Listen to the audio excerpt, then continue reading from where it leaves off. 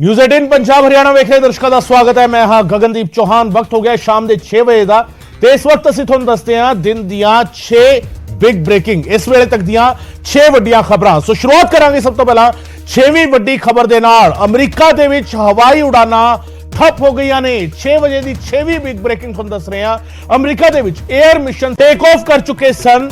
सो उन्होंने या तो उन्होंने वापस मेन स्टेशन जिहड़ा हैगा वो वापस भेज दिता गया या जिहड़ा हैगा हजे भी उड़ाना अटकियां होईयां ने। और मैप जिहड़ा हैगा जिथे स्पॉट्स नजर आ रहे हैं, पीछे स्पॉट्स नजर आ रहे हैं और इसनूं जरा गौर नाल देखोगे तो ये जहाज ने जो जहाज जिथे सी उत्थे ही रुकिया होया है।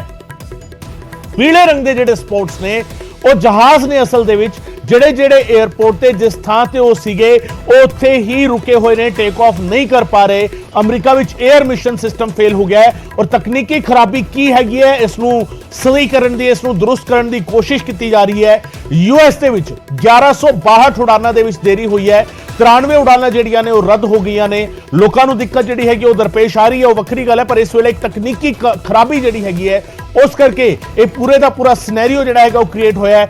ਅਮਰੀਕਾ ਦੇ ਵਿੱਚ 1162 ਉਡਾਨਾਂ ਜਿਹੜੀਆਂ ਨੇ ਉਹ ਟੇਕ ਆਫ ਨਹੀਂ ਕਰ ਪਾ ਰਹੀਆਂ, ਦੇਰੀ ਦੇ ਨਾਲ ਨੇ ਤੇ ਇਸ ਦੇ ਨਾਲ ਹੀ 93 ਉਡਾਨਾਂ ਜਿਹੜੀਆਂ ਨੇ ਉਹ ਰੱਦ ਕਰ ਦਿੱਤੀਆਂ ਗਈਆਂ ਨੇ। एयर मिशन सिस्टम अमरीका का फेल होने की वजह करके फैसला लिया गया है।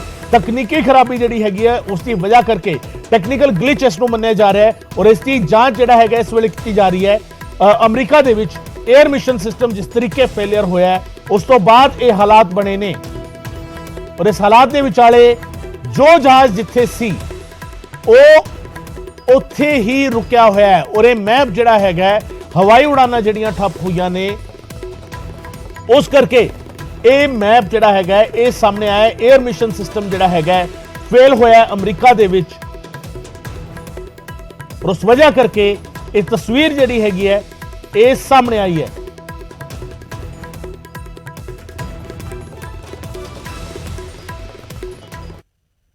ते 6 बजे की 5वीं बिग ब्रेकिंग तुहानूं दसदे हां। जलंधर दे गुरुद्वारा साहिब दे विच बेअदबी की घटना वापरी है। जी हां, गुरु घर दे विच शस्त्रां दे नाल भंन तोड़ की गई है। सीसीटीवी दे विच सारी घटना कैद हुई है। कमेटी मैंबरां ने इस मुतल्लक कार्रवाई भी की है। 5वीं बिग ब्रेकिंग शस्त्रां दे नाल गुरु घर दे विच भंन तोड़ की गई है। जलंधर दे गुरुद्वारा साहिब दे विच बेअदबी की घटना सामने आई है। सीसीटीवी दे विच सारी घटना कैद हुई है। कमेटी मैंबरां ने मुलजम नूं जिहड़ा हैगा पुलिस के हवाले कर दिता फड़ के। जलंधर के गुरु घर दे विच बेअदबी की घटना वापरी है। पुलिस ने धारा 295 का मामला जिहड़ा हैगा वो दर्ज किया है। पिंड फतेहपुर दे गुरुद्वारा साहिब की यह घटना दसी जा रही है। 5वीं बिग ब्रेकिंग 6 बजे की इस वेले तुहानूं दस रहे हैं। गुरु घर दे विच शस्त्रां दे नाल भंन तोड़ की गई है। गुरुद्वारा साहिब जिहड़ा पिंड फतेहपुर हैगा पिंड फतेहपुर के गुरुद्वारा साहिब की घटना सीसीटीवी के विच भी कैद हुई है। हालांकि मुलजम नूं फड़ के कमेटी मैंबरां ने पुलिस के हवाले कर दिता और पुलिस ने 295 का परचा दर्ज भी कर दिता है।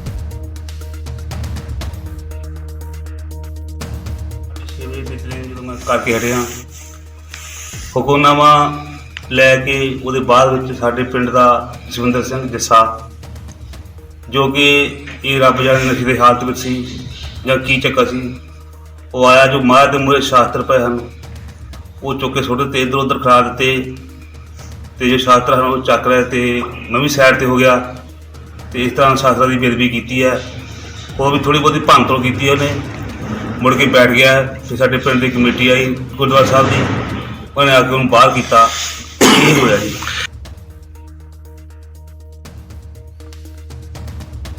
सो जलंधर के गुरु घर की यह घटना है। पिंड फतेहपुर के गुरु घर के शस्त्रां के नाल जिहड़ा हैगा भंन तोड़ की गई है और सीसीटीवी के विच ਤੁਹਾਨੂੰ सीसीटीवी फुटेज भी ਅਸੀਂ दिखाने की कोशिश करांगे जिथे सीसीटीवी फुटेज सामने आई है। कमेटी मैंबरां ने हालांकि इस मुलजम नूं फड़ लिया और जिस तरीके दस रहे सीगे कि शायद या तो नशे में सीगा या किस हालत दे विच सीगा उसने आंदी इस तरीके की घटना जिहड़ी हैगी वो कीती है, उसनूं अंजाम दिता है और हुक्मनामा लै चुके सी। उस तो बाद इस घटना नूं अंजाम दिता गया है। गुरु घर दे विच शस्त्रां दे नाल भंन तोड़ की गई है। महाराज दे जिहड़े सामने जिहड़े शस्त्र रखे हुंदे ने उन्हां दे नाल जिहड़ा हैगा भंन तोड़ की गई है। सीसीटीवी दे विच पूरी दी पूरी घटना कैद हुई है। जलंधर दे गुरुद्वारा साहिब दे विच बेअदबी की घटना वापरी है। पिंड फतेहपुर की यह घटना हैगी और मुलजम जिहड़ा हैगा पुलिस के हवाले कर दिता गया। पुलिस ने 295 का परचा दर्ज किया इस मुलजम के खिलाफ और यह पूरा मामला जिहड़ा हैगा सीसीटीवी दे विच भी कैद होया है। वो फुटेज भी जिहड़ा हैगा तुहानूं दिखावांगे। जलंधर के गुरुद्वारा साहिब दे विच बेअदबी की यह घटना वापरी और गुरु घर दे विच शस्त्रां दे नाल ਭੰਨ ਤੋੜ ਕੀਤੀ ਗਈ ਹੈ। ਸੀਸੀਟੀਵੀ ਦੇ ਵਿੱਚ ਸਾਰੀ ਘਟਨਾ ਹਾਲਾਂਕਿ ਕੈਦ ਹੋ ਗਈ।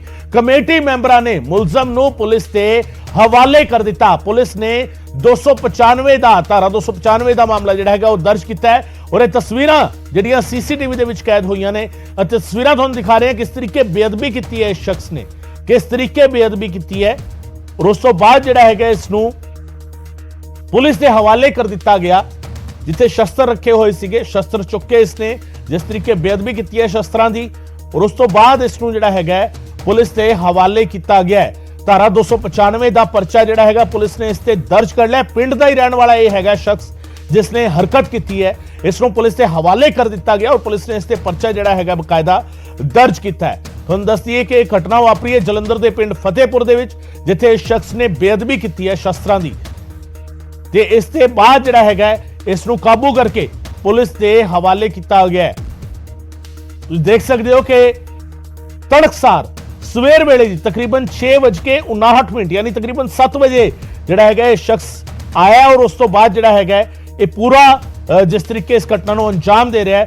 9 ਜਨਵਰੀ ਦਾ ਇਹ ਪੂਰੇ ਦਾ ਪੂਰਾ ਮਾਮਲਾ ਜਿਹੜਾ ਸੀਸੀਟੀਵੀ ਦੇ ਵਿੱਚ ਕੈਦ ਹੋ ਗਿਆ ਸੀ ਔਰ ਇਸ ਤੇ ਹੁਣ ਪੁਲਿਸ ਨੇ 295 ਦਾ ਪਰਚਾ ਜਿਹੜਾ ਹੈਗਾ ਉਹ ਦਰਜ ਕਰ ਲਿਆ। ਸੋ ਪੰਜਵੀਂ ਬਿਗ ਬ੍ਰੇਕਿੰਗ 6 ਵਜੇ ਦੀ ਜਲੰਧਰ ਤੋਂ ਸਾਹਮਣੇ ਆਈ।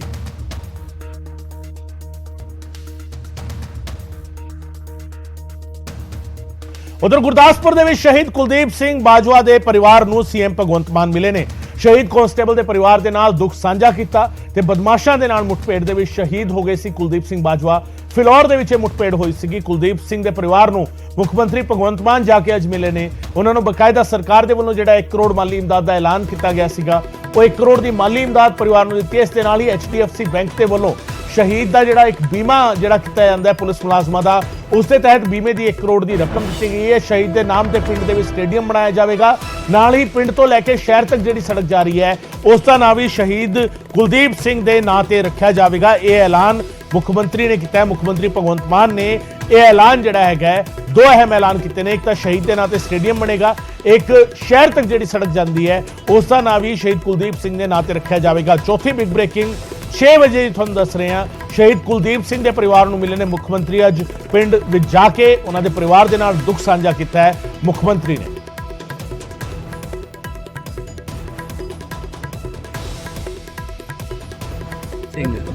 ਜਿਹੜੇ ਕਿ ਕੁਝ ਲੁਟੇਰੇ ਜਿਹੜੇ ਕਿ ਕਾਰ ਖੋ ਕੇ ਭੱਜ ਰਹੇ ਸੀਗੇ ਉਹਨਾਂ ਦਾ ਪਿੱਛਾ ਕਰਦੇ ਸੀ ਤੇ ਫੋਨ ਪਿੱਛੇ ਕਰੋ ਕ੍ਰਾਸ ਫਾਇਰਿੰਗ ਦੇ ਵਿੱਚ ਉਹਨਾਂ ਨੇ ਸ਼ਹੀਦੀ ਪਾਈ। ਪੰਜਾਬ ਪੁਲਿਸ ਦੇ ਬਹੁਤ ਬਹਾਦਰ ਔਰ ਦ੍ਰਿੜ ਇਰਾਦੇ ਵਾਲੇ ਕੁਲਦੀਪ ਸਿੰਘ ਜੀ ਸੀ ਔਰ ਪਰਿਵਾਰ ਨੇ ਵੀ ਦੱਸਿਆ ਕਿ ਸੇਵਾ ਭਾਵਨਾ ਬਹੁਤ ਸੀ। ਕਈ ਪਰਿਵਾਰਾਂ ਦੀ ਰੋਟੀ ਉਹਨਾਂ ਦੇ ਸਿਰ ਤੋਂ ਚੱਲਦੀ ਸੀ। ਸੋ ਅੱਜ ਪਰਿਵਾਰ ਨਾਲ ਦੁੱਖ ਵੀ ਸਾਂਝਾ ਕੀਤਾ ਹੈ। ਸ਼ਹੀਦ ਜਿਹੜੇ ਹੁੰਦੇ ਨੇ ਇੱਕੋ ਪਰਿਵਾਰ ਦੇ ਨਹੀਂ ਹੁੰਦੇ, ਉਹ ਸਾਰੇ ਪੰਜਾਬ ਦੇ ਹੁੰਦੇ ਨੇ। ਡਿਊਟੀ ਦੌਰਾਨ ਉਹਨਾਂ ਦੀ ਸ਼ਹੀਦੀ ਹੋਈ ਹੈ। ਸੋ ਪੰਜਾਬ ਸਰਕਾਰ ਵੱਲੋਂ ਜੋ ਅਨਾਉਂਸਮੈਂਟ ਕੀਤੀ ਗਈ ਸੀ, ਦਿੱਲੀ ਸਰਕਾਰ ਦੇ ਵਿੱਚ ਵੀ ਅਸੀਂ ਇੱਦਾਂ ਹੀ ਕਰਦੇ ਹਾਂ, ਪੰਜਾਬ ਸਰਕਾਰ ਕਿ ਡਿਊਟੀ ਦੌਰਾਨ ਕੋਈ ਪੁਲਿਸ ਜਵਾਨ ਜਾਂ ਫਿਰ ਕੋਈ ਫੌਜੀ ਜਵਾਨ ਕਿਤੇ ਵੀ ਦੇਸ਼ ਦੀ ਸਰਹੱਦ 'ਤੇ ਡਿਊਟੀ ਦੌਰਾਨ ਅਗਰ ਵੈਸੇ ਤਾਂ ਅਸੀਂ ਕੌਣ ਪਰਮਾਤਮਾ ਅੱਗੇ ਅਰਦਾਸ ਕਰਦੇ ਹਾਂ ਕਿ ਇਹੋ ਜਿਹਾ ਵਕਤ ਨਾ ਆਵੇ, ਪਰ ਜੇ ਡਿਊਟੀ ਦੌਰਾਨ ਕੋਈ ਸ਼ਹੀਦੀ ਹੁੰਦੀ ਹੈ ਤਾਂ 1 ਕਰੋੜ ਰੁਪਈਆ ਸਰਕਾਰ ਵੱਲੋਂ ਅਸੀਂ ਪੰਜਾਬ ਸਰਕਾਰ ਵੱਲੋਂ ਅੱਜ ਮੈਂ 1 ਕਰੋੜ ਰੁਪਏ ਦਾ ਚੈੱਕ ਤੇ ਪੰਜਾਬ ਪੁਲਿਸ ਦੀ ਇੰਸ਼ੋਰੈਂਸ ਪਾਲਿਸੀ ਜਿਹੜੀ HDFC ਬੈਂਕ ਦੇ ਨਾਲ 1 ਕਰੋੜ ਰੁਪਈਆ ਉਸ ਬੈਂਕ ਵੱਲੋਂ, ਸੋ 2 ਕਰੋੜ ਰੁਪਏ ਦੀ ਆਰਥਿਕ ਸਹਾਇਤਾ ਦੇ ਕੇ ਆਏ ਹਾਂ। ਕੁਲਦੀਪ ਹੋਰਾਂ ਦੀ ਜਾਨ ਦੀ ਕੀਮਤ ਕੋਈ ਨਹੀਂ, ਪਰ ਇਹ ਹੈ ਕਿ ਪਰਿਵਾਰ ਥੋੜ੍ਹਾ ਜਿਹਾ ਆਰਥਿਕ ਤੌਰ 'ਤੇ ਕੋਈ ਦਿੱਕਤਾਂ ਨਾ ਹੋਣ ਤੇ ਕੁਲਦੀਪ ਸਿੰਘ ਸ਼ਹੀਦ ਕੁਲਦੀਪ ਸਿੰਘ ਦੇ ਨਾਂ 'ਤੇ ਬਹੁਤ ਵਧੀਆ ਸਟੇਡੀਅਮ ਇਸ ਪਿੰਡ 'ਚ ਬਣਾਉਣ ਦਾ ਫੈਸਲਾ ਕੀਤਾ ਤੇ ਉਹਦੇ ਵਿੱਚ ਟਰੈਕ ਵੀ ਬਣਾਵਾਂਗੇ ਤਾਂ ਕਿ ਆਲੇ ਦੁਆਲੇ ਦੇ ਪਿੰਡਾਂ ਦੇ ਮੁੰਡੇ ਫੌਜ 'ਚ ਜਾਂ ਪੁਲਿਸ 'ਚ ਭਰਤੀ ਹੋਣ ਵਾਸਤੇ ਉਹਨਾਂ ਨੂੰ ਸੜਕਾਂ 'ਤੇ ਜਾਂ ਕੱਚੇ ਪਹਿਆਂ 'ਤੇ ਨਾ ਭੱਜਣਾ ਪਵੇ, ਉਹ ਇੱਥੇ ਪ੍ਰੈਕਟਿਸ ਕਰ ਸਕਣ। ਔਰ ਇਹ ਇਲਾਕਾ ਜਿਹੜਾ ਸਾਰਾ ਇਲਾਕਾ ਹੈ ਇਹ ਸਾਬਕਾ ਫੌਜੀਆਂ ਦਾ ਜਾਂ ਪੁਲਿਸ ਦੇ ਜਵਾਨਾਂ ਦਾ ਇਲਾਕਾ ਹੈ। ਸ਼ਹੀਦ ਕੁਲਦੀਪ ਸਿੰਘ ਦੇ ਦਾਦਾ ਜੀ ਵੀ ਜਿਹੜੇ ਸੀ ਰਿਟਾਇਰ ਫੌਜੀ ਨੇ। ਸੋ ਇੱਕ ਦੇਸ਼ ਭਗਤ ਪਰਿਵਾਰ ਹੈ। ਅਸੀਂ ਵਾਪਸ ਤਾਂ ਨਹੀਂ ਲਿਆ ਸਕਦੇ, ਨਾ ਹੀ ਘਾਟ ਪੂਰੀ ਕਰ ਸਕਦੇ ਹਾਂ, ਪਰ ਇੰਨਾ ਕੁ ਹੈ ਸਰਕਾਰ ਉਹਨਾਂ ਦੇ ਹਰ ਮੁਸ਼ਕਲ ਮੌਕੇ 'ਚ ਨਾਲ ਖੜੂਗੀ।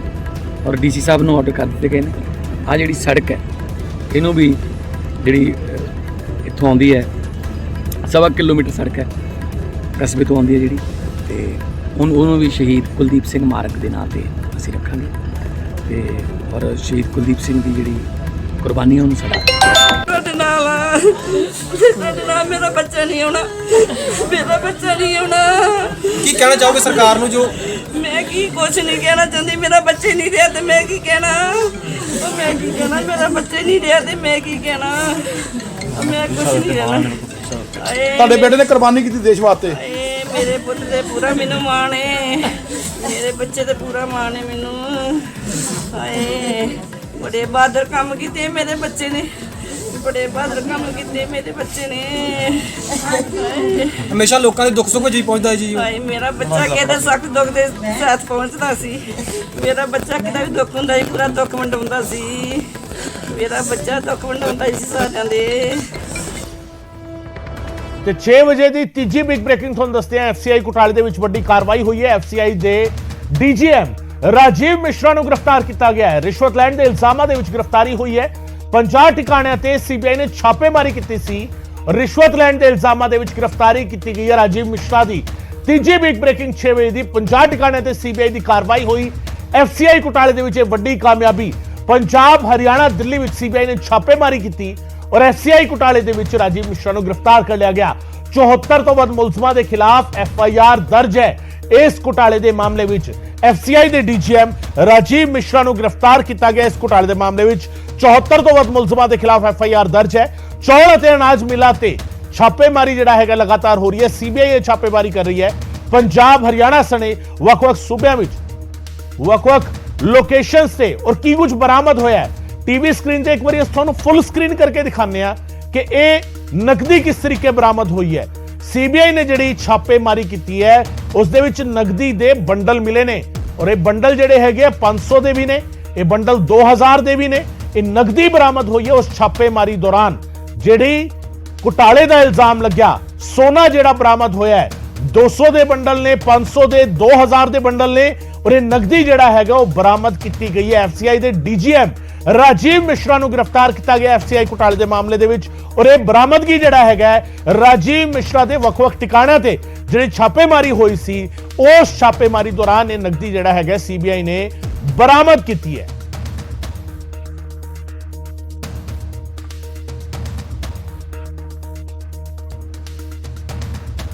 ਤੇ 6 ਵਜੇ ਦੀ ਦੂਜੀ ਬਿਗ ਬ੍ਰੇਕਿੰਗ ਦਾ ਰੁਖ ਕਰਦੇ ਹਾਂ। ਪੀਸੀਐਸ ਅਧਿਕਾਰੀਆਂ ਦੀ ਹੜਤਾਲ ਖਤਮ ਹੋ ਗਈ ਹੈ। ਸਮੂਹਿਕ ਛੁੱਟੀ ਦਾ ਫੈਸਲਾ ਪੀਸੀਐਸ ਅਧਿਕਾਰੀਆਂ ਨੇ ਵਾਪਸ ਲੈ ਲਿਆ ਹੈ। ਸੀਐਮ ਦੇ ਵਧੀਕ ਮੁੱਖ ਸਕੱਤਰ ਵੇਣੂ ਪ੍ਰਸਾਦ ਨੇ ਐਲਾਨ ਕੀਤਾ ਸਮੂਹਿਕ ਛੁੱਟੀ ਦਾ ਫੈਸਲਾ ਜਿਹੜਾ ਹੈਗਾ ਪੀਸੀਐਸ ਐਸੋਸੀਏਸ਼ਨ ਦੇ ਵੱਲੋਂ ਵਾਪਸ ਲਿਆ ਗਿਆ। ਸੀਐਮ ਦੇ ਵਧੀਕ ਮੁੱਖ ਸਕੱਤਰ ਵੇਣੂ ਪ੍ਰਸਾਦ ਨੇ ਇਸ ਆਸ਼ੇ ਦਾ ਐਲਾਨ ਕੀਤਾ। ਸੀਐਮ ਨੇ ਭਰੋਸਾ ਦਿੱਤਾ ਹੈ ਕਿ ਕਿਸੇ ਦੇ ਨਾਲ ਵੀ ਅਨਿਆਂ ਨਹੀਂ ਹੋਵੇਗਾ, ਕਿਸੇ ਦੇ ਨਾਲ ਵੀ ਧੱਕੇਸ਼ਾਹੀ ਨਹੀਂ ਹੋਵੇਗੀ। ਇੱਕ ਹਫ਼ਤੇ ਦੇ ਅੰਦਰ ਮੰਗਾਂ ਜਿਹੜੀਆਂ ਨੇ ਉਹਨਾਂ ਨੂੰ ਵੇਖਿਆ ਜਾਵੇਗਾ ਤੇ ਸੀਐਮ ਨੇ ਭਰੋਸਾ ਦਿੱਤਾ ਕਿਸੇ ਨਾਲ ਅਨਿਆਂ ਨਹੀਂ ਹੋਵੇਗਾ, ਧੱਕੇਸ਼ਾਹੀ ਨਹੀਂ ਹੋਵੇਗੀ ਔਰ ਇੱਕ ਹਫ਼ਤੇ ਦੇ ਅੰਦਰ ਮੰਗਾਂ ਨੂੰ ਵੇਖਾਂਗੇ। ਇਹ ਵੇਣੂ ਪ੍ਰਸਾਦ ਨੇ ਕਿਹਾ ਕਿ ਭ੍ਰਿਸ਼ਟ ਅਫਸਰਾਂ ਦੇ ਖਿਲਾਫ ਕਾਰਵਾਈ ਜਾਰੀ ਰਹੇਗੀ।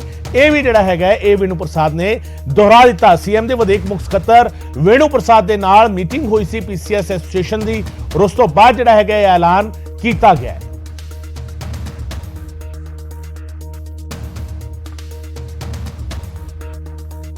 मीटिंग जो पीसीएस एसोसिएशन है और बाकी एसोसिएशन नाल भी लगातार चल रही सभी मीटिंग्स ਦੇ ਵਿੱਚ सिलसिला यही निकला कि जो सीएम साहब 9 जनवरी पीसीएस एसोसिएशन नाल जो मीटिंग किया जो वादा किया उसके बेसिस पे आज एसोसिएशन ने जो मास लीव पे जाने का प्रपोजल सी उसਨੂੰ विथड्रॉ कर लिया। वो इमीडिएटली वो बेशक आज एक आधा घंटे ਦੇ ਵਿੱਚ ਇਮੀਡੀਏਟਲੀ ਜੁਆਇਨ ਕਰ ਰਹੇ ਕਿਉਂਕਿ ਕੁਝ ਲੋग ਬਾਹਰਲੇ ਸਟੇਸ਼ਨ ਦੇ ਵਿੱਚ ਹੁੰਦਾ ਤਾਂ ਜਾਣ ਦੇ ਵਿੱਚ 1-2 ਘੰਟੇ ਲੱਗ ਜਾਂਦੇ और ज्वाइन करके ਲੋਕਾਂ ਦਾ ਜੋ ਵੀ ਕੰਮ ਹੈ ਉਹ ਕੰਮ ਕਰਨਾ ਸ਼ੁਰੂ करेंगे। ਭ੍ਰਿਸ਼ਟਾਚਾਰ ਨੂੰ ਪੰਜਾਬ ਦੇ ਅੰਦਰ ਸ਼੍ਰੋਮਣੀ ਅਕਾਲੀ ਦਲ ਬੀਜੇਪੀ ਨੇ ਪਾਲਿਆ ਪੈਦਾ ਕੀਤਾ, ਕਾਂਗਰਸ ਪਾਰਟੀ ਨੇ ਉਹਨੂੰ ਅੱਗੇ ਵਧਾਇਆ ਵੱਡਾ ਕੀਤਾ। ਅੱਜ ਭ੍ਰਿਸ਼ਟਾਚਾਰ ਜਿਹੜਾ ਪੰਜਾਬ ਨੂੰ ਜਿਹੜਾ ਘੁਣਮੰਗ ਖਾ ਰਿਹਾ ਹੈਗਾ ਉਹਨੂੰ ਖਤਮ ਕਰਨਾ ਸਾਡੀ ਸਰਕਾਰ ਦੀ ਪ੍ਰਾਇੋਰਟੀ ਆ। ਆਮ ਆਦਮੀ ਪਾਰਟੀ ਦਾ ਜਨਮ ਜਿਹੜਾ ਹੈਗਾ ਭ੍ਰਿਸ਼ਟਾਚਾਰ ਦੇ ਅਗੇਂਸਟ ਉੱਠੀ ਮੁਹਿੰਮ ਦੇ ਵਿੱਚੋਂ ਹੋਇਆਗਾ।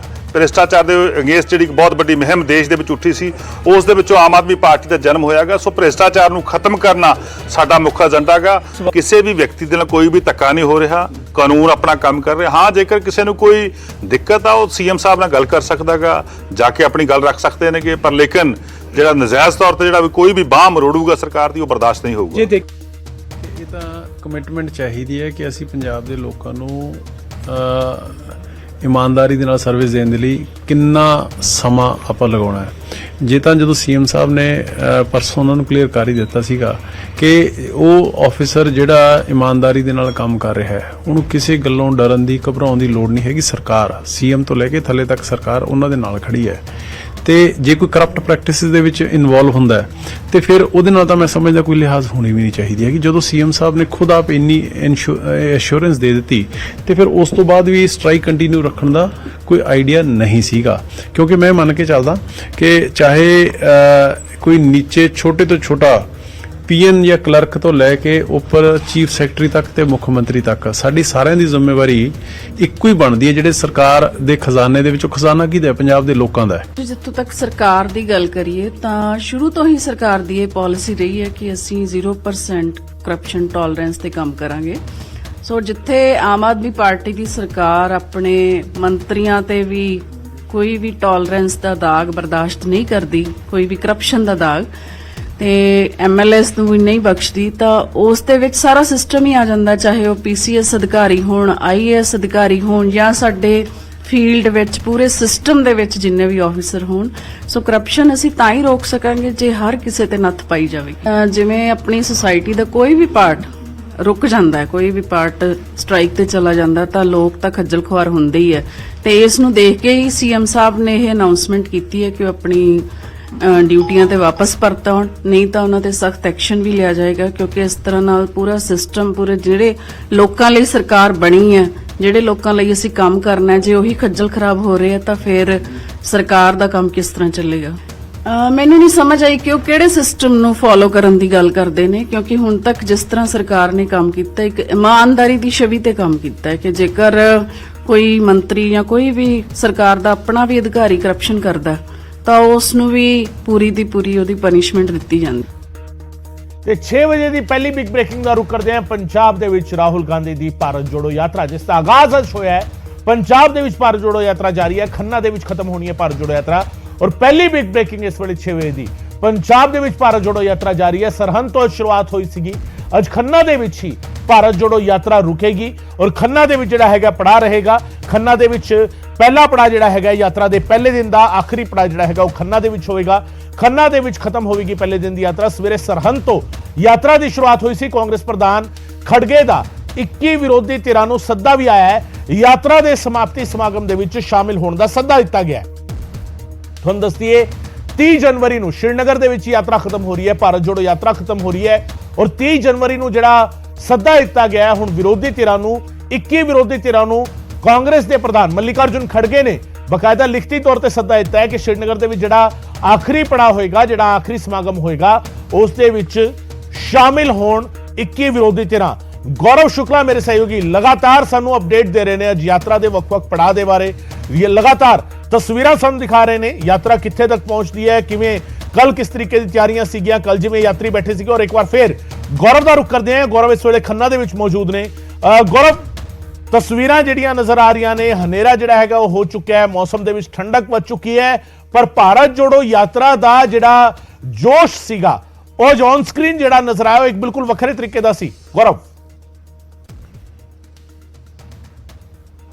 ਬਿਲਕੁਲ ਫਰਸਟ ਡੇ ਸੀ, ਤੁਸੀਂ ਕਹਿ ਸਕਦੇ ਹੋ first day first show. Congress ਇਸ ਨੂੰ ਸੁਪਰ ਹਿੱਟ ਕਹਿ ਸਕਦੀ ਹੈ, ਪਰ ਦੇਖਣਾ ਹੋਏਗਾ ਕਿ ਰਿਫਲੈਕਟ ਕਿਸ ਤਰੀਕੇ ਨਾਲ ਹੁੰਦਾ। ਜਦੋਂ ਪੋਲੀਟੀਕਲ ਕੋਈ ਗੱਲ ਹੋਵੇ ਤਾਂ ਉਹ ਡਾਇਰੈਕਟਲੀ ਵੋਟਾਂ ਦੀ ਕਾਊਂਟਿੰਗ ਦੇ ਨਾਲ ਜੁੜ ਜਾਂਦਾ ਹੈ। ਤਾਂ first day first show complete ਹੋ ਚੁੱਕਿਆ। ਮੈਂ ਆਪਣੇ ਦਰਸ਼ਕਾਂ ਨੂੰ ਅਪਡੇਟ ਕਰ ਦਵਾਂ ਕਿ ਖੰਨਾ ਦੇ ਵਿੱਚ ਜਿਹੜੀ ਜਿੱਥੇ ਪਹੁੰਚਣੀ ਸੀ ਯਾਤਰਾ, ਉੱਥੇ ਪਹੁੰਚ ਕੇ ਅੱਜ ਦੇ ਦਿਨ ਦੀ ਸਮਾਪਤੀ ਹੋ ਚੁੱਕੀ ਹੈ। ਯਾਨੀ ਕਿ ਯਾਤਰਾ ਨੂੰ ਅੱਜ ਦੇ ਦਿਨ ਦੇ ਲਈ ਜਿਹੜਾ ਵਿਰਾਮ ਦਿੱਤਾ ਜਾਣਾ ਸੀ ਉਹ ਦੇ ਦਿੱਤਾ ਗਿਆ। ਉਸ ਤੋਂ ਬਾਅਦ ਤੁਹਾਨੂੰ ਦੱਸ ਦਈਏ ਕਿ ਇੱਥੇ ਨੇੜੇ ਇੱਕ ਪਿੰਡ ਹੈ ਜੋ ਲੁਧਿਆਣਾ ਦੇ ਨੇੜੇ ਪੈਂਦਾ ਹੈ, ਹਾਲਾਂਕਿ ਉਹ ਖੰਨਾ ਪੁਲਿਸ ਜ਼ਿਲ੍ਹਾ ਖੰਨੇ ਦੇ ਵਿੱਚ ਹੀ ਆਉਂਦਾ ਹੈ। ਬਰਮਾਲੀਪੁਰ ਉਸ ਨੂੰ ਕਿਹਾ ਜਾ ਰਿਹਾ ਤੇ ਉੱਥੇ ਇੱਕ ਪੂਰਾ ਸਟੇ ਦਾ ਇੰਤਜ਼ਾਮ ਕੀਤਾ ਗਿਆ। ਹੁਣ ਰਾਹੁਲ ਗਾਂਧੀ ਵੀ ਨਾਲ ਦੀ ਨਾਲ ਇੱਥੋਂ ਬੈਠ ਕੇ ਰਵਾਨਾ ਉਸ ਵਾਲੀ ਥਾਂ ਦੇ ਲਈ ਹੋ ਚੁੱਕੇ ਨੇ, ਯਾਨੀ ਕਿ ਰਾਹੁਲ ਗਾਂਧੀ ਪੰਜਾਬ ਕਾਂਗਰਸ ਜਿਹੜੀ ਹੋਰ ਲੀਡਰਸ਼ਿਪ ਹੈ, ਜਿਹੜੇ ਹੋਰ ਲੀਡਰ ਸੀ ਉਹਨਾਂ ਦੇ ਨਾਲ ਉਹ ਵੀ ਇੱਥੋਂ ਰਵਾਨਾ ਹੋ ਚੁੱਕੇ ਨੇ। ਤਸਵੀਰਾਂ ਤੁਹਾਨੂੰ ਆਲੇ ਦੁਆਲੇ ਨਜ਼ਰ ਆ ਰਹੀਆਂ ਹੋਣਗੀਆਂ ਕਿ ਇਸ ਸਮੇਂ ਜਿਹੜੀ ਪਹਿਲਾਂ ਹਲਚਲ ਸੀ ਇਸ ਸਮੇਂ ਨਹੀਂ ਹੈ ਔਰ ਰੋਡ ਦੇ ਉੱਪਰ ਟ੍ਰੈਫਿਕ ਵੀ ਤਕਰੀਬਨ ਬਹਾਲ ਹੋ ਚੁੱਕਿਆ ਹੈ ਔਰ ਵੱਡੇ ਵੱਡੇ ਹੋਰਡਿੰਗਸ ਜ਼ਰੂਰ ਇੱਥੇ ਲੱਗੇ ਹੋਏ ਨਜ਼ਰ ਆ ਰਹੇ ਨੇ। ਮੈਂ ਪੂਰੇ ਦਿਨ ਦਾ ਅਪਡੇਟ ਦੇਣ ਦੀ ਕੋਸ਼ਿਸ਼ ਕਰਾਂ ਤਾਂ ਗਗਨ ਜਿਹੜੀਆਂ ਚੀਜ਼ਾਂ ਅਹਿਮ ਇਸ ਪੂਰੇ ਦਿਨ ਦੇ ਵਿੱਚ ਨਜ਼ਰ ਆਈਆਂ ਨੇ, ਸਰਹੰਦ ਤੋਂ ਨਿਕਲਦੇ ਨੇ ਮੰਡੀ ਗੋਬਿੰਦਗੜ੍ਹ ਤੱਕ ਫਰਸਟ ਲੈਗ ਸੀ ਤੇ ਉਸ ਤੋਂ ਬਾਅਦ ਮੰਡੀ ਗੋਬਿੰਦਗੜ੍ਹ ਦੇ ਵਿੱਚ ਕਰੀਬ 2-2.5 ਘੰਟੇ ਰੁਕੀ ਪੂਰੀ ਯਾਤਰਾ 3:30 ਵਜੇ ਦੇ ਕਰੀਬ ਉੱਥੇ ਰਿਜ਼ਿਊਮ ਹੁੰਦੀ ਹੈ ਤੇ ਉਸ ਤੋਂ ਬਾਅਦ ਖੰਨਾ ਦੇ ਵਿੱਚ ਪਹੁੰਚੀ ਔਰ ਇਸ ਸਮੇਂ ਜੇ 6:15 ਦਾ ਟਾਈਮ ਹੋ ਰਿਹਾ ਹੈ ਔਰ ਤੁਸੀਂ ਕਹਿ ਸਕਦੇ ਹੋ ਕਿ ਕਰੀਬ 12 ਘੰਟੇ ਪੂਰੀ ਜ਼ਬਰਦਸਤ ਠੰਡ ਦੇ ਵਿਚਾਲੇ ਰਾਹੁਲ ਗਾਂਧੀ ਪੰਜਾਬ ਦੀਆਂ ਸੜਕਾਂ ਦੇ ਉੱਤੇ ਪੂਰੇ ਐਕਟਿਵ ਨਜ਼ਰ ਆਏ ਨੇ। ਉਹ ਚਾਹੇ ਫਤਿਹਗੜ੍ਹ ਸਾਹਿਬ ਗੁਰਦੁਆਰਾ ਸਾਹਿਬ ਦੇ ਵਿੱਚ ਨਤਮਸਤਕ ਹੋਣਾ ਹੋਵੇ, ਕਰੀਬ 7 ਵਜੇ ਸਵੇਰੇ ਉੱਥੇ ਪਹੁੰਚੇ ਸੀ, ਰੌਜ਼ਾ ਸ਼ਰੀਫ ਗਏ, ਉਸ ਤੋਂ ਬਾਅਦ ਆ ਕੇ ਸਰਹੰਦ ਬੱਸ ਸਟੈਂਡ ਦੇ ਨੇੜੇ ਅਨਾਜ ਮੰਡੀ ਦੇ ਨੇੜੇ ਉਹਨਾਂ ਨੇ ਇੱਕ ਸਭਾ ਨੂੰ ਸੰਬੋਧਿਤ ਕੀਤਾ। ਉੱਥੇ ਜਦੋਂ ਫਰਸਟ ਡੇ ਹੁੰਦਾ ਤਾਂ ਉਸ ਸਮੇਂ ਸੰਬੋਧਿਤ ਕੀਤਾ ਜਾਂਦਾ, ਉਸ ਤੋਂ ਬਾਅਦ ਉੱਥੋਂ ਜਿਹੜੀ ਇਹ ਪੈਦਲ ਯਾਤਰਾ ਦਾ ਆਗਾਜ਼ ਕਰ ਦਿੱਤਾ ਗਿਆ ਤਾਂ ਯਾਤਰਾ ਅੱਗੇ ਵਧਦੀ ਹੁਣ ਖੰਨੇ ਆ ਕੇ ਜਿਹੜਾ ਇਸ ਦਾ ਹਾਲਟ ਸੀ ਅੱਜ ਇੱਥੇ ਸਮਾਪਤ ਹੋ ਗਈ ਹੈ। ਸਵੇਰੇ ਮੱਲੀਪੁਰ ਚੌਂਕ ਤੋਂ ਲੁਧਿਆਣਾ ਦੇ ਵਿੱਚ ਦੁਬਾਰਾ ਰਿਜ਼ਿਊਮ ਹੋਏਗੀ, ਉਸ ਤਰੀਕੇ ਨਾਲ ਹੀ ਉਹ ਯਾਤਰਾ ਅੱਗੇ ਵਧਦੀ ਰਹੇਗੀ। ਕਰੀਬ 6-7 ਦਿਨ ਪੰਜਾਬ ਦੇ ਵਿੱਚ ਇਹ ਯਾਤਰਾ ਰਹਿਣੀ ਹੈ। ਰਾਹੁਲ ਗਾਂਧੀ ਤੁਰਦੇ ਰਹਿਣਗੇ ਔਰ ਪਠਾਨਕੋਟ ਦੇ ਜ਼ਰੀਏ ਹੁੰਦੇ ਹੋਏ ਉਹਨਾਂ ਦੇ ਵੱਲੋਂ ਪਹਿਲਾਂ ਹਿਮਾਚਲ ਚ ਐਂਟਰ ਕਰਨਾ, ਫਿਰ ਪਠਾਨਕੋਟ ਵਾਪਸ ਆਣਗੇ ਤੇ ਪਠਾਨਕੋਟ ਤੋਂ ਬਾਅਦ ਜੰਮੂ ਕਸ਼ਮੀਰ ਦੇ ਵਿੱਚ ਐਂਟਰ ਹੋਏਗੀ। ਇਹ ਵੀ ਜਾਣਕਾਰੀ ਹੈ ਕਿ ਜਿਸ ਤਰੀਕੇ ਦੀ ਰੈਲੀ ਆ ਸਭਾ ਅੱਜ ਵੇਖਣ ਨੂੰ ਮਿਲੀ ਹੈ ਉਸ ਤਰੀਕੇ ਦੀ ਪਠਾਨਕੋਟ ਦੇ ਵਿੱਚ ਵੀ ਨਜ਼ਰ ਆ ਸਕਦੀ ਹੈ। ਗਗਨ ਬਿਲਕੁਲ ਉਸ ਤਰੀਕੇ ਦੀ ਪਠਾਨਕੋਟ ਦੇ ਵਿੱਚ ਵੀ ਨਜ਼ਰ ਆ ਸਕਦੀ ਹੈ ਗੌਰਵ। ਔਰ ਇਸ ਤੋਂ ਅੱਗੇ ਵੀ ਅੱਜ ਹੋ ਰਿਹਾ ਹੈ ਕਿ ਮਲਿਕਾਰਜੁਨ ਖੜਗੇ ਨੇ 21 ਵਿਰੋਧੀ ਧਿਰਾਂ ਨੂੰ ਚਿੱਠੀ ਲਿਖ ਦਿੱਤੀ ਹੈ ਕਿ ਉਹ ਇਸ ਯਾਤਰਾ ਦੇ ਆਖਰੀ ਪੜਾਅ ਸ਼੍ਰੀਨਗਰ ਦੇ ਵਿੱਚ ਸ਼ਾਮਿਲ ਹੋਣ। 100 ਵੀ ਦਿਨ ਅਸੀਂ ਦੇਖਾਂਗੇ ਕਿਸ ਤਰੀਕੇ ਇਸ ਦਾ ਪੜਾਅ ਜਿਹੜਾ ਹੈਗਾ ਆਖਰੀ ਰਹੇਗਾ। ਫਿਲਹਾਲ ਬਹੁਤ ਸ਼ੁਕਰੀਆ ਗੌਰਵ ਇਸ तमाम ਜਾਣਕਾਰੀ ਦੇ ਲਈ। ਗੌਰਵ ਸ਼ੁਕਲਾ ਮੇਰੇ ਸਹਿਯੋਗੀ ਜਾਣਕਾਰੀ ਦੇ ਰਹੇ ਸਨ। ਖੰਨਾ ਦੇ ਵਿੱਚ ਯਾਤਰਾ ਦਾ ਜਿਹੜਾ ਹੈਗਾ ਪੜਾਅ ਜਿਹੜਾ ਹੈਗਾ ਉਹ ਮੁਕੰਮਲ ਹੋ ਚੁੱਕਿਆ ਹੈ। ਯਾਤਰਾ ਜਿਹੜੀ ਹੈਗੀ ਹੈ ਸਟੇ ਜਿਹੜਾ ਹੈਗਾ ਹੁਣ ਲੁਧਿਆਣਾ ਦੇ ਨੇੜੇ ਪਿੰਡ ਹੈਗਾ ਉੱਥੇ ਯਾਤਰਾ ਦੇ ਸਟੇ ਦਾ ਠਹਿਰਾਅ ਦਾ ਜਿਹੜਾ ਹੈਗਾ ਇੰਤਜ਼ਾਮ ਠਹਿਰ ਜਿਹੜੀ ਹੈਗੀ ਉੱਥੇ ਬਣਾਈ ਗਈ ਹੈ। ਪਿੰਡ ਬਰਮਾਲੀ ਪਿੰਡ ਜਿਹੜਾ ਹੈਗਾ ਉੱਥੇ ਸਟੇ ਕਰਨਗੇ ਸਾਰੇ ਭਾਰਤ ਜੋੜੋ ਯਾਤਰਾ ਦੇ ਜਿਹੜੇ ਪਾਰਟਿਸਪੈਂਟ ਨੇ, ਜਿਹੜੇ ਹਿੱਸਾ ਲੈ ਰਹੇ ਨੇ ਇਸ ਦੇ ਵਿੱਚ ਕਾਂਗਰਸ ਦੇ ਵਰਕਰ, ਕਾਂਗਰਸ ਦੇ ਲੀਡਰ, ਉਹ ਉੱਥੇ ਸਟੇ ਕਰਨਗੇ ਔਰ ਉਸ ਤੋਂ ਬਾਅਦ ਕੱਲ ਜਿਹੜਾ ਹੈਗਾ ਮੁੜ ਜਿਹੜਾ ਹੈਗਾ ਯਾਤਰਾ ਦੀ ਸ਼ੁਰੂਆਤ ਹੋਵੇਗੀ।